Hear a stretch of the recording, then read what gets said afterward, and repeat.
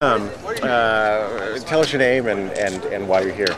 My name is Solchi Frausto, and I'm an organizer here at UC Berkeley. I've been involved with the budget cut organizing, the public education movement, and as well as now this hunger strike.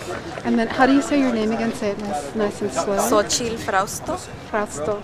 And so, what has been going on here, and how do you feel about it? Well, the hunger strike started on Monday, and basically, students, about maybe 20 students, decided to go on a hunger strike and had 6 demands for Chancellor Bergenau to come talk and negotiate those demands and hopefully come to agreement.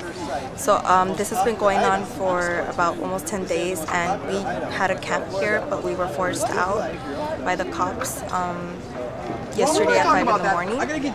So right now what's going on is a lot of, we really tried hard to push Chancellor Bergenau and the administration to give us a meeting to have a negotiations, but they have refused, even though students are putting their health at risk. So, tell me why it's important to oppose this Arizona legislation. well, Tell me why it's objectionable. Well, I mean, SB 1070 is basically a law that's making, it's making racial profiling something that cops can do at legal. Ease. It's making it legal. Yeah, it's something that cops can do at ease. And I know even without the law, a lot of people have to face that.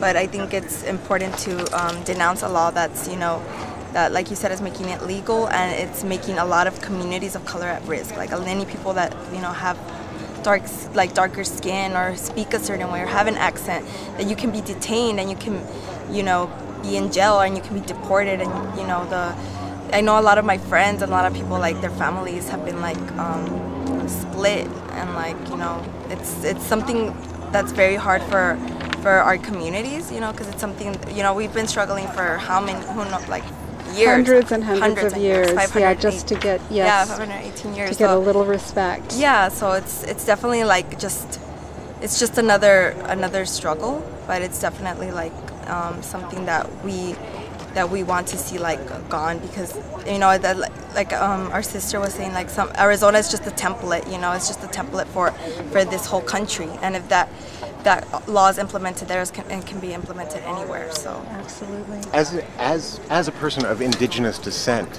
what do you think of there being this border in the first place? Well, I mean, I think a lot of people who have organized here, a lot of people here are very much connected to their indigenous roots, and a lot of us realize that this is our land, and this is indigenous land, and this is so the fact that there are borders is completely wrong to us.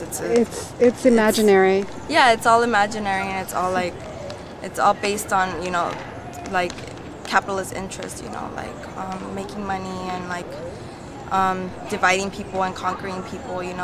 That's what's been their plan for a long time. And for me just thinking about all those people that are being treated like they're elite, like they're aliens, and when they're on land that has belonged to their ancestors.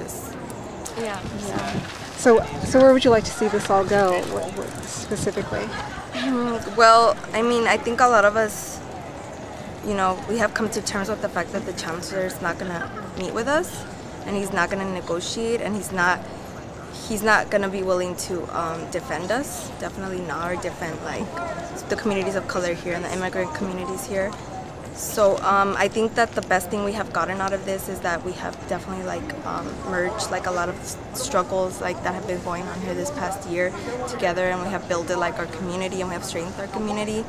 And I think the next step is definitely to further escalate this. I don't know if that's going to happen this summer or this fall, but we're going to definitely push this further than just a hunger strike, because there are limits to what a hunger strike can do and what we can win with a hunger strike. And it's definitely all about having a mass mobilizations, and so I think that's the next step. And as of now, I mean, I think the best thing, like I said, we have gotten is to merge the public education movement that has been happening all throughout this year, and this this movement against SB 1070.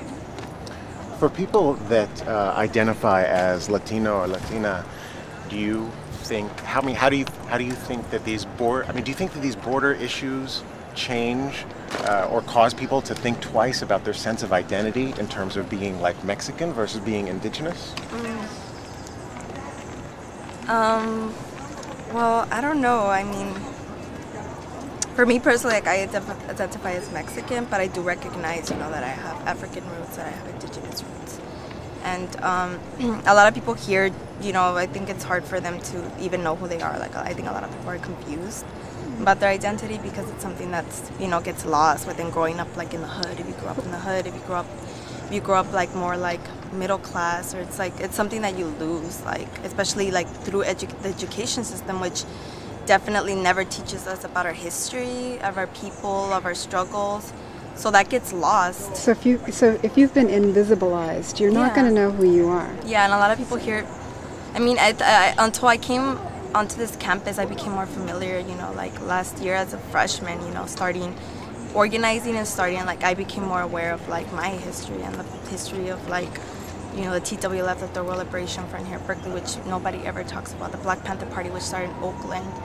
I've been reading a lot about the American Indian movement as well. Like, all those the self-determination, the self-determination of all oppressed sectors of society, And I think that once you become like knowledgeable, and once you begin that learning process, that's when you start figuring out, who am I and where do I belong, and why is this struggle my struggle? Yeah.